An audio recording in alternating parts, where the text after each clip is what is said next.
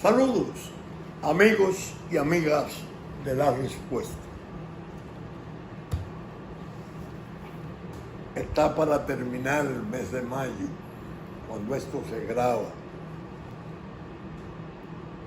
en un escenario diferente a los precedentes, al de La Respuesta de 32 años y al de La Respuesta de la cuarentena. La familia decidió salir un poco del confinamiento y optamos por reunirnos en la casa de Vinicio. Y en efecto ha sido muy provechoso. Por eso ustedes ven que el set de La Respuesta de hoy es mar y palmera. De todos modos, el tiempo sigue siendo duro, especialísimo. Yo muchas veces digo, no me imaginé que en la vida vería o pasaría por un tiempo tan especial como este. Evidentemente la pandemia ha sido un azote mundial y sobre todo las comunicaciones de hoy son tan ágiles que propiamente es en directo, casi no virtual, como uno ve los dramas de otras partes del mundo. Y oír y saber uno lo que está ocurriendo en otras partes del mundo contribuye a que el agobio y la inquietud y la pena que siente por lo que le ocurre a su pueblo se aumente. Es como una especie de pena global. Se oyen opiniones de científicos, de médicos importantes, se ven episodios conmovedores de los sanitarios, gente asumiendo riesgos de contagio muy peligrosos, pero al servicio del prójimo, de la humanidad, los héroes, como le llaman. Y la verdad que el tiempo sobrecoge. Ayuda en cierto modo porque tiene quietud, tiene silencio. Y el espíritu tiene tantas cosas, el ser humano, que recordar, a veces que hacer, escribir, pensar, meditar. No tiene compromiso porque está en confinamiento, dispone de tiempo más que suficiente y tiene esa ventaja, se puede hablar de ventaja en medio de estas tribulaciones. Nosotros los dominicanos tenemos una situación considerablemente agravada porque la pandemia es un azote de salud, que ya vemos que incluso hay muestras tan alarmantes como, para solo tener una idea de lo peligroso que es, Estados Unidos ya lleva 100,000 muertos, más muertos que la guerra de Vietnam y Corea juntas. La idea es que uno va ensombreciéndose con ese panorama mundial, pero además piensa en las circunstancias internas, porque la pandemia no solo es un azote en la salud, sino que es una causal directa de una gravísima situación económica global también, que está ya insinuándose y evidentemente por desarrollarse.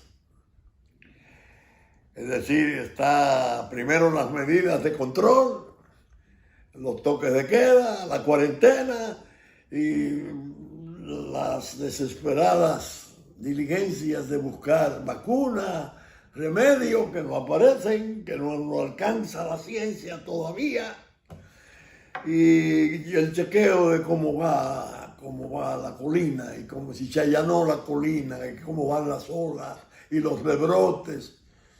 Es un trastorno de categoría, de mucha categoría, peligrosa categoría. Pero sabemos que tenemos de frente la desescalar las medidas de control que se ampararon en estado de excepción, en España se le llama estado de alarma, que le permite al gobierno tomar medidas extraordinarias, suprimir algunos derechos, el respeto a algunos derechos bastante bien controlados para poder mantener el control sobre la población, en favor de la población, está claro. La idea es que la situación económica, cuando uno va viendo, por ejemplo, la suerte del valor del peso nuestro, que al momento que esto se graba, me llegaban noticias de que no hay, está en escaso, y lo que aparece ya anda por el orden del 61 por 1. Y comienza a pensar en esa desescalada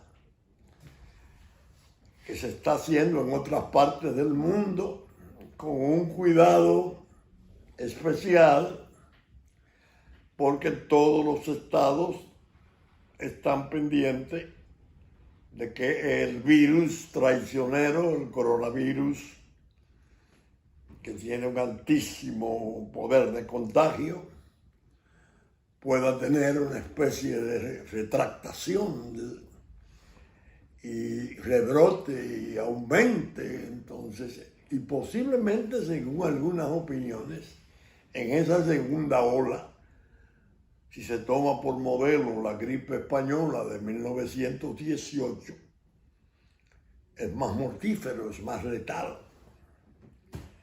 En definitiva, estamos metidos en un conflicto grave. Pero además, tenemos en un tercer plano el conflicto político. Poniéndolo de este modo, si la pandemia hubiese ocurrido en el 19, ese plano de conflicto estaría, pero muy desdibujado.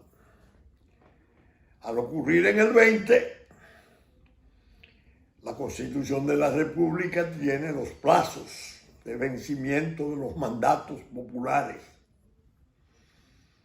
plazos para los procesos electorales, que ya hemos visto que antes de la pandemia, desde octubre del 19, han venido dando bandazos los electorales penosísimos. Bandazos que no es el momento ahora de que la respuesta se ocupe de calificarlo como lo habrá de hacer finalmente, pero que han sido sumamente trastornadoras. Las dificultades que se han presentado, el fracaso de febrero, el fraude de octubre, el desastre de marzo, el aviso del coronavirus horas antes, forzando abstención, un desastre. Pero pasaron las municipales y medio se remendó el asunto. Ahí están los alcaldes, ahí están los ediles, ¿sí? Que no es parte del interés cultural profundo del pueblo. A las poblaciones nuestras no es que no le va ni le viene, es que el alcalde y los ediles, la población nuestra tiene su interés y tiene sus emociones en la presidencia y en menor grado en el plano congresional.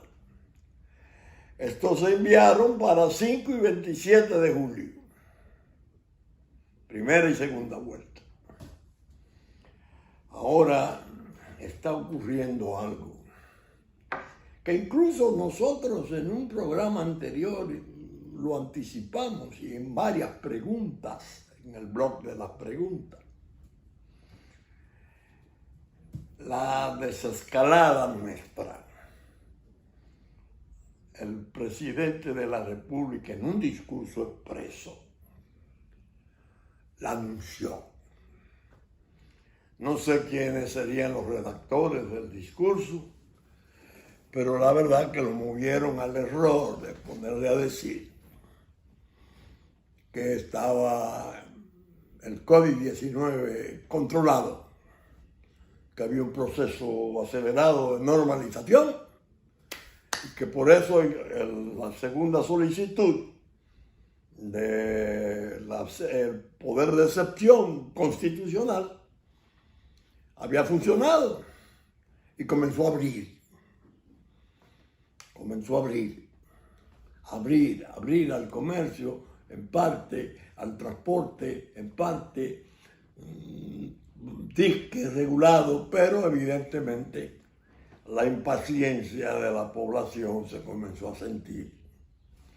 Y aún antes de declararlo formalmente, que se comenzaba a desescalar, ya era alarmante la presencia de la población sin la distancia social, sin la mascarilla. Es decir, no era cierto, al parecer, que estuviera tan controlado y fuera tan tranquilizante la curva del coronavirus entre nosotros. Ahora acaba de ocurrir lo peor.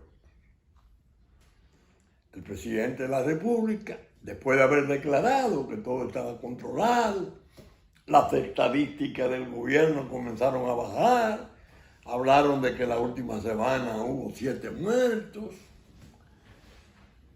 El presidente de la República de repente pide un tercer periodo que España llama de estado de alarma, aquí de excepción, junto con la conmoción y defensa, que son los 3 niveles que prevé la Constitución de la República.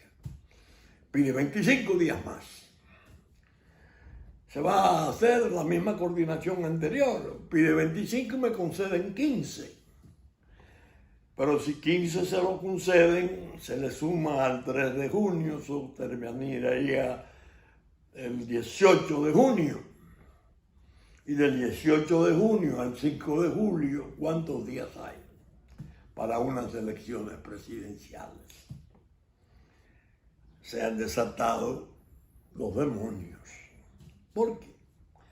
Porque comienzan las interpretaciones. Ya había muchas interpretaciones, muchas conjeturas, muchas durezas, pero ahora se va viendo más claramente. El 18, si le conceden 15 días. Al 30 de junio, 12 días. Al 3 de julio, 15 días. Una campaña presidencial con 15 días. Pero la generalidad de los candidatos de oposición ha estado guardando considerablemente, con mucha precaución, la cuarentena. Está encerrada. Afortunadamente ha aparecido el Zoom y los medios de comunicación digitales y cosas, pero evidentemente no hay actividades, la típica de una campaña electoral. Sin embargo, el candidato del gobierno sí ha tenido facultades para un espectáculo, los candidatos del gobierno, con unos fondos que deberían avergonzar al poder en su uso como va, que va a tener consecuencias a no muy largo plazo. Y yo lo dije desde el principio, en esos casos de conflicto y de tragedias, los recursos extraordinarios que se aprueban regularmente brindan la ocasión para el saqueo. En este caso se está viendo claramente que lo que se está haciendo es obsceno en favor de un candidato que tiene el poder, bueno, que se encargaron ellos mismos de decir, vamos a hablar por él porque él no sabe hablar. El propio presidente de la República al presentarlo. Fíjense qué giro de conflictividad tiene esta situación. La idea es, para la respuesta, ¿querrá el presidente de la República realmente que las elecciones se celebren? Yo, el director de la respuesta, tengo la convicción de que no tiene interés en que las elecciones se celebren. Y esa nueva solicitud, eso de dejar 18 días, 15 días para una campaña a la oposición, luce muy sombrío. Unos dicen, no, lo que pretenden es meter debajo de la cama al pueblo dominicano de miedo, mantenerlo encerrado, ese miedo social va a desalentar el voto de inmensas mayorías y con las minorías más famélicas, más vulnerables, hambrientas, el gobierno con sus capitales piensa que puede participar y llevar ese fantasma de candidato a una posición de competir. Eso dicen algunos. Yo creo que si se meten en esa aventura, lo he dicho otras veces, lo que surja de una cuestión así, una abstención forzada, odiosa, en base al uso del miedo social. Ahorita pueden comenzar las estadísticas, hablar de hubo 700 muertos, 1000 muertos, para espantar a la gente. Surge una cosa así, y lo he dicho y lo he escrito y lo repito. 10 barrios nuestros de distintas ciudades se levantan y aparece un sargento y derrocan lo que surge en esas condiciones. ¿Por qué? Carecería de legitimidad rotundamente, pero además una ilegitimidad irritante, hija del abuso de poder y del proceso de engaño, realmente condenable. Yo creo que el presidente ese camino no lo escoge. Él puede escoger el camino que a mi juicio puede estarle resultando más atractivo. Atiéndanme. En noviembre del 2020 hay elecciones en Estados Unidos de Norteamérica. El presidente Donald Trump va a competir. Hace unos meses su reelección era un hecho, porque la economía tenía un auge brillante, descomunal, nunca visto. Pero la pandemia, que le ha matado más de 100,000 y le tiene 2 millones en contagio, evidentemente le ha oscurecido bastante el porvenir electoral. Y hay encuestas que comienzan a darlo no tan alto, más bajo. Afortunadamente para él, el Partido Demócrata tiene un candidato con dificultades muy serias, ya de edad, salud, de estado, la facilidad de expresarse, memoria y de exactitud en las expresiones, esas cosas. Bueno, si el presidente de aquí entiende que las elecciones sería un peligro celebrarlas porque aparezca un rebrote, pienso yo, se va a dedicar a tratar de dirigir y organizar la transición. 6, 8, 10 meses para unas elecciones en tiempo ya se supone que normalizado. Le podrían brindar a él una oportunidad que en ocasión del ajuste constitucional que se fuera a hacer para darle legitimidad al organismo colegiado que dirija la transición, se le habilite y se deje el transitorio del 124 sin efecto. Eso podría resultar atractivo para él y los suyos, porque él podría ser el candidato de diciembre o de febrero, ya sin el penco. Naturalmente, con la previsión de que Trump no esté. Porque Trump y el grupo de Trump, Pompeo, dieron muestras todos de un mal humor manifiesto con la presencia de él en el poder y el intento de modificación constitucional. Y sobre todo está el problema grave de las relaciones con China y los problemas de Taiwán. Entonces, he contado muchas veces aquello de que al tipo condenado a muerte que le ponen como condición, que le pueden perdonar la condena si hace hablar a un caballo. Y él dice, sí, me dan un año. Bueno, pues tú eres loco. Sí, al año, porque al año o se muere el rey o habla el caballo, tomando tiempo. Yo creo que esa es una perspectiva política muy posible de desarrollarse en estas condiciones. Claro, para que salga algo que se acepte como legítimo, tiene que ser la obra de un pacto político con un consenso extenso, vigoroso, incluso utilizando las entidades constitucionales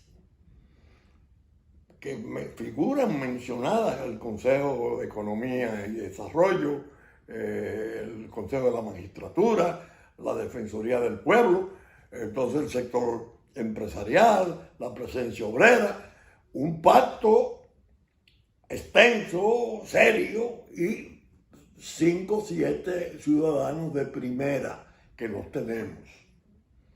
Por cuestiones de género, diría yo, 3 mujeres que las tenemos de primera fila y 4 hombres profesionales, economistas, médicos, gente muy respetable, para manejar la crisis esos meses y organizar unas elecciones. Esa sería, a mi juicio, lo escribí hace ya 2 meses. Tengo ahí la pregunta, varias, creo que 3, 2 o 3, y 1 o 2 respuestas. No estoy inventando nada nuevo. Pero es el enigma de qué va a ocurrir.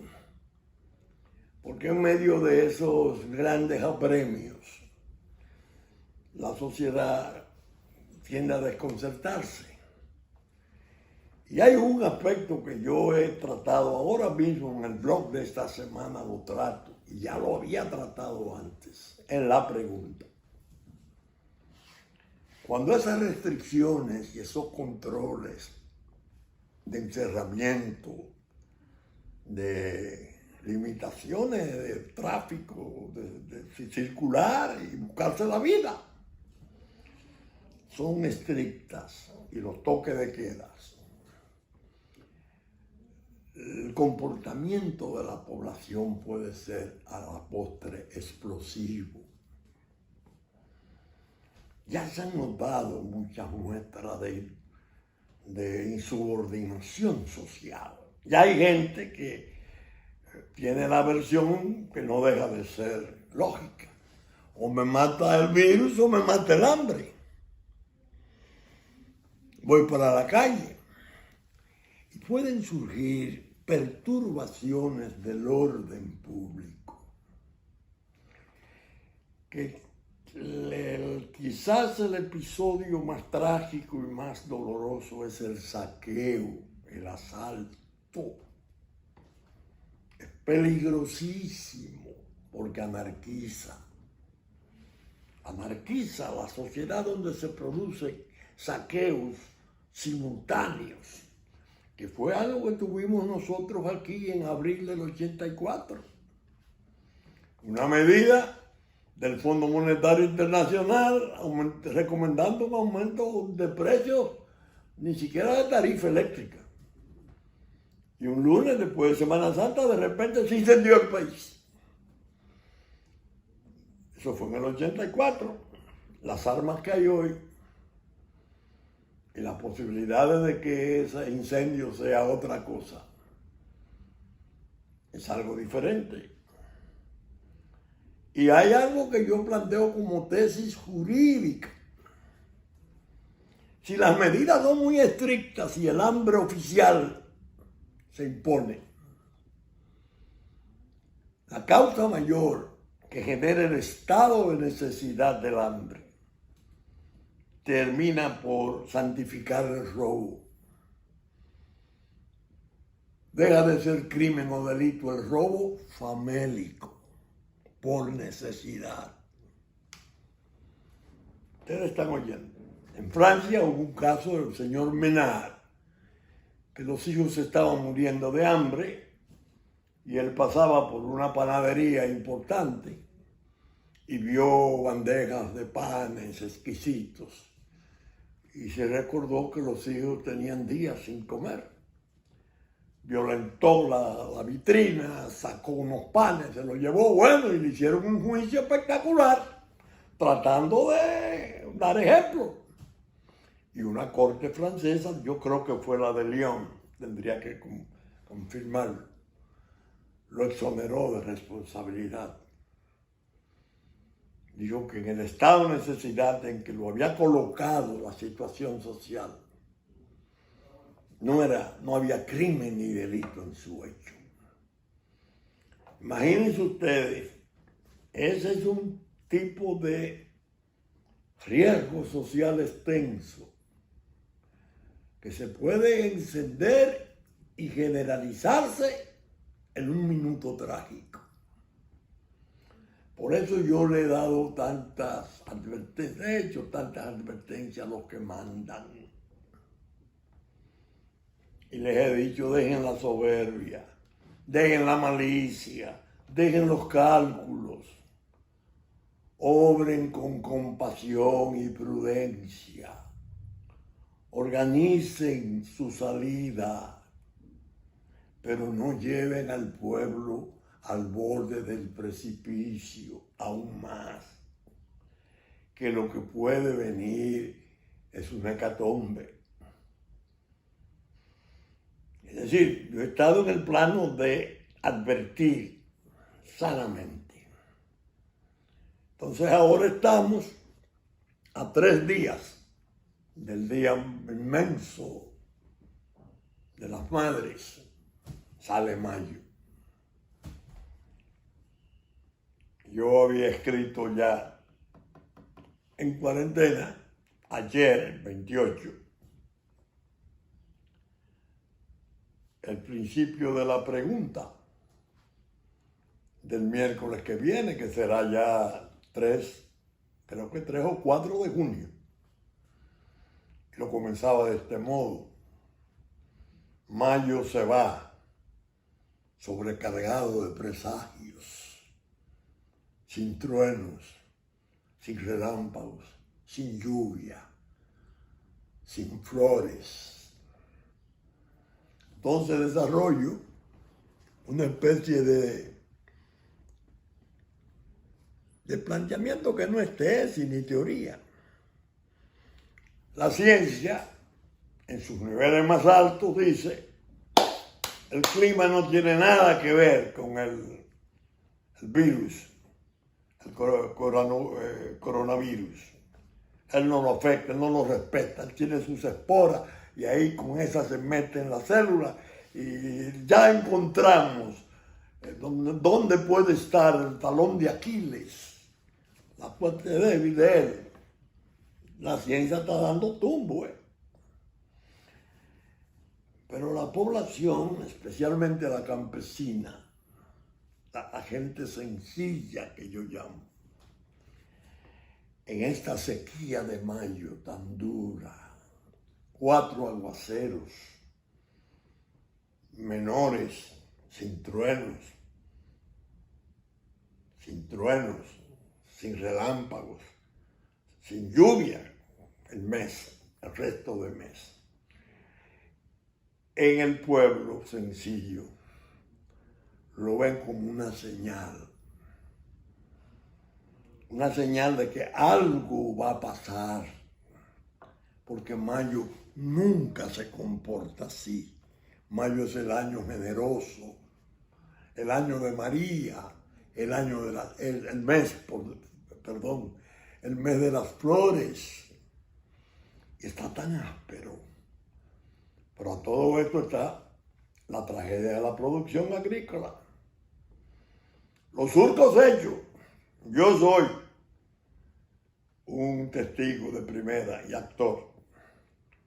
Tenemos una siembra, los surcos hechos. No hay lluvia. Tenemos la ventaja, regadío de pozos, sí, costosísimo. Pero los vecinos no tienen esa ventaja y la generalidad no tiene esa ventaja. Entonces no saben, no pueden sembrar. Y toda la tierra tiene 2 y 3 pasos, como le llaman. Pero no se puede sembrar porque no hay lluvia, en mayo se ha negado.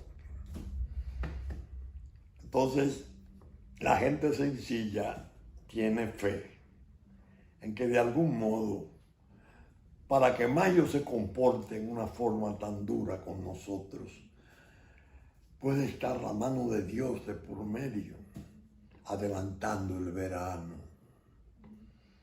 Quizás ayude a aplanar la curva, el calor, y quizás la lluvia la han suprimido desde otras partes del universo.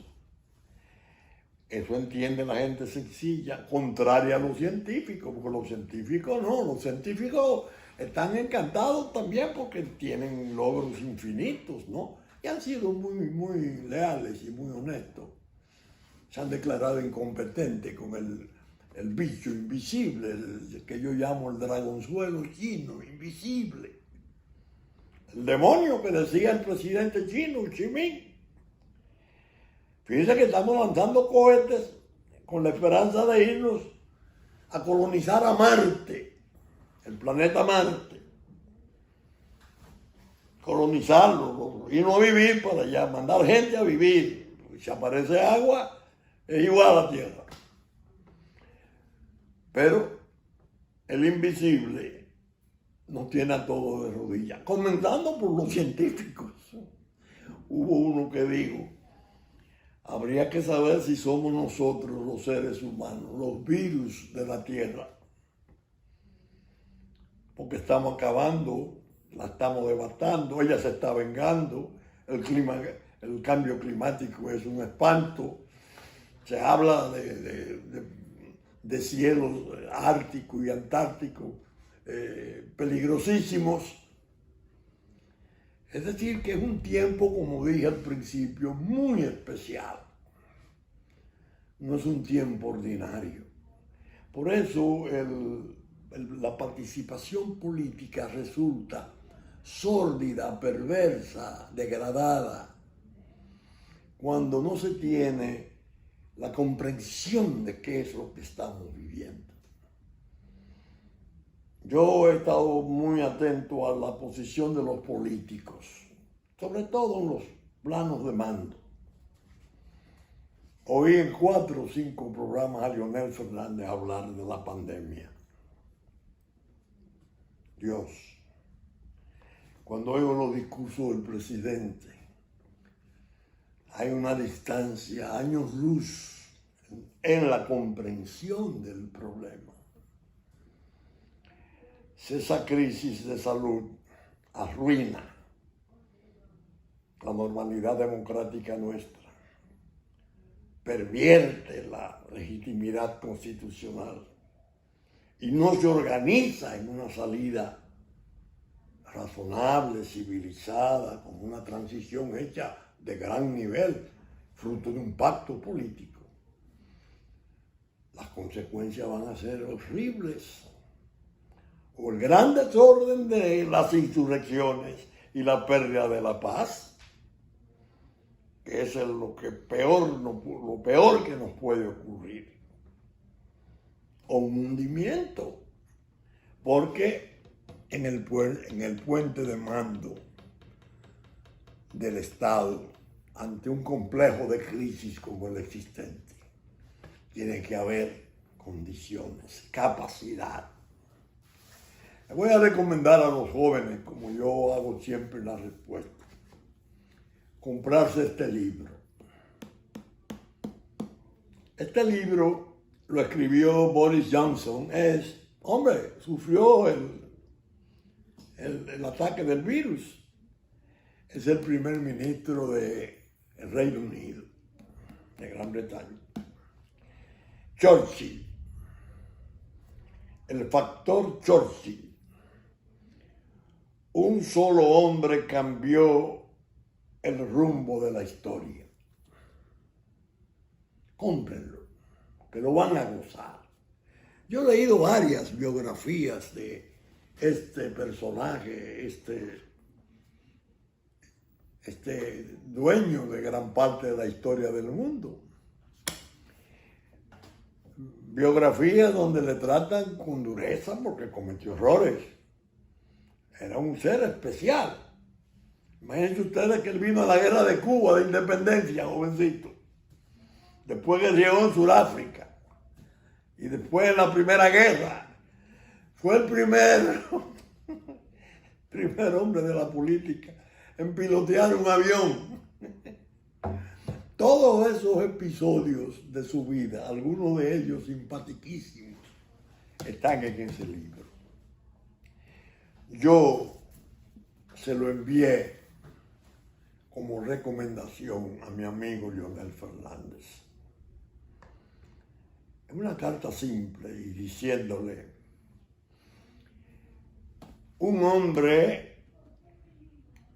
un solo hombre cambió el rumbo de la historia. Cuando los pueblos sufren situaciones tan terribles como las que ese hombre tuvo que enfrentar a partir de 1940, luchando contra Hitler,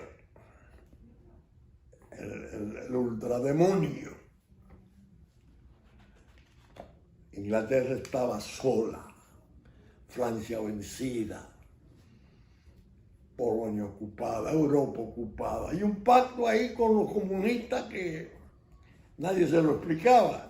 Que era un pacto entre poderes peligrosísimos, que después se debió cómo se repartieron a Polonia, la tasajearon. Aquí hay un episodio que fue quizás el que más me conmovió, porque Johnson, el autor, es justo. Yo no sabía que era tan brillante. Como lo presentan siempre como medio cómico y el pelo desorganizado y cosas, y medio lo han caricaturizado un poco. Pero quien escribe esto, ya yo me explico por qué es primer ministro. Entonces él cuenta los grandes errores de lo que se tiene como grandes errores de Churchill. Óiganme. a raíz de la ocupación de Francia por los ejércitos de Hitler, que se produjo en 10 días. Un ataque bestial de fuerza, 3 millones de hombres, fuerza mecanizada, los Panzer, bueno. Francia se rindió y quedó una parte, hizo un pacto, un armisticio, la Francia de Vichy, del mariscal Pétain. La flota francesa era muy moderna, muy moderna. Los barcos, el Richelieu y esos acorazados eran mejores que los de los alemanes. La sacaron para un Quibir, ahí un puerto del norte de África, en una colonia francesa. Churchill hizo lo imposible tratando de ver cómo los políticos franceses ya al final ahí ordenaban que o cogieran la flota para el Caribe o fuera a Canadá, o que se refugiara en un sitio donde Hitler no la pudiera ocupar y utilizarla. Porque si él sumaba la flota francesa a la flota alemana, la flota inglesa iba a ser barrida. Entonces este marchante, que hizo esfuerzo, hizo 5 viajes en vuelos peligrosos, tratando de salvar, ordena la destrucción de la flota francesa. Dios mío. Estaban juntos cuando llegó el Hood inglés y los demás acorazados. Los marinos franceses confraternizaban con los británicos. Y en la madrugada, el cañoneo enorme y destruyen la flota francesa. Sin aviso, murieron 1.300 marinos franceses. Un horror. Él cargó y ha cargado siempre con esa cruz. Incluso relata ahí, cuando él iba para el Parlamento a rendir el informe de esto, él dijo a su esposa, Clementina: yo estoy vencido, yo sé que con lo que ordené perdí toda posibilidad de permanecer. Va y pronuncia y rinde el informe, habla de sus esfuerzos tratando de que los franceses no le dejaran la flota en las manos a Hitler. Y se limita a hacer una defensa de un párrafo. Y dice: yo hice esto en beneficio de la humanidad, sabiendo lo que podría venir de no hacerlo. Bueno, punto. Pues, el mundo será testigo, la historia me juzgará. ¡Pum! Y se sienta. Y llora. Llora. La ovación más prolongada e intensa que se ha dado en el Parlamento inglés se la dio la oposición y el gobierno a este señor. Él se quedó sorprendido, porque él pensaba que iba a salir de ahí no siendo primer ministro. A los que mandan, a los que el pueblo le ha confiado, los presidentes entre nosotros, a Lionel 3 veces, a Danilo 2 veces, su suerte, tienen que crecer, tienen que engrandecerse, tienen que actuar con una visión más allá del ordinario, sin el grupo, sin el consejo, sin la conveniencia, sin los negocios del entorno. La nación está por encima de todo. La nación está por encima de todo. Yo pienso en una situación como esta que viene. El que se vaya a sentar en esa silla a mandar este país va a encontrar una economía renca, cuando no en ruina, con dificultades inmensas para levantarse. Trastornos de salud, heridas mortales en su soberanía, en los símbolos patrios, en las cosas fundamentales de la nación, una política de inmigración desastrosa que ha entregado a la República la identidad, la nacionalidad vendida. Hay que revocar todo eso. Y para revocar todo eso, no solo es la inteligencia lo que se va a necesitar, sino el valor, el coraje y la integridad moral del gobernante. Es una crisis compleja, sumamente compleja, multiforme, y ahí no puede ir cualquiera a dar tumbos. Ahí debe de ir el más versado, el de mayor experiencia, el mejor relacionado internacionalmente, que yo no dejo de decirle, léase ese libro para que usted vea lo que es un gobernante gobernando en crisis y cuáles son las soluciones, cuáles son los conflictos que se le presentan, y tener a veces que hacer cosas inimaginables con tal de que los intereses, en su caso, de Inglaterra y del mundo, porque se estaba jugando la suerte del mundo. Naturalmente, un personaje tiene cosas, a los muchachos yo les voy a dar para que lo compren. Tiene una parte que es un tanto cómica, que refleja el personaje. Francia había construido la línea Maginot después de la Primera Guerra Mundial, entendiendo que ya no se podía volver a la guerra de trincheras y obstáculos para los motorizados alemanes. Los alemanes se les fueron por Bélgica y por la Ardenas, por arriba, y lo tomaron en 10 días. Pero los alemanes habían construido la línea Siegfried, que era también para evitar. Churchill, cuando están todavía peleando y los ejércitos no han llegado a Berlín, Churchill va al campo de guerra y va a la línea Siegfried, alemana, estaba destruida, la barrieron. Entonces convoca al general Montgomery a 20 generales más y convoca a la prensa. Y se queda viendo la línea Siegfried y dice, una ruina. Ustedes saben lo que hizo. Le digo a los periodistas, miren, voy a hacer algo que es de lo único que no puede quedar un testimonio gráfico para la historia. Se bajó la bragueta y se orinó sobre la línea Siegfried. ¿Qué hicieron los generales que andaban con él? Hicieron lo mismo. Se lo cuento porque Johnson toca lo inmensamente dramático y serio y también la parte pintoresca.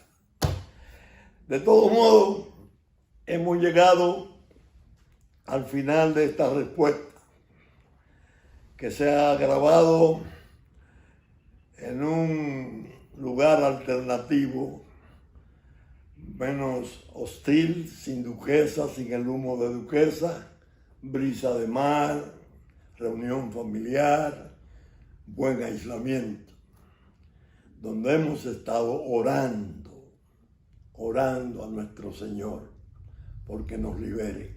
Que ojalá tengan la razón los sencillos del campo que entienden que mayo vino seco porque algo le están preparando al virus con el calor, al privarlo del agua que tanto necesitan los surcos. Vamos a ver el próximo fin de semana si estaremos en este ambiente alternativo o estaremos con nuestro set del Cristo crucificado y María rogando a sus pies. Con la gracia de Dios esperamos estar con ustedes el próximo fin de semana en la entrega de una nueva respuesta. Muchas gracias y hasta entonces.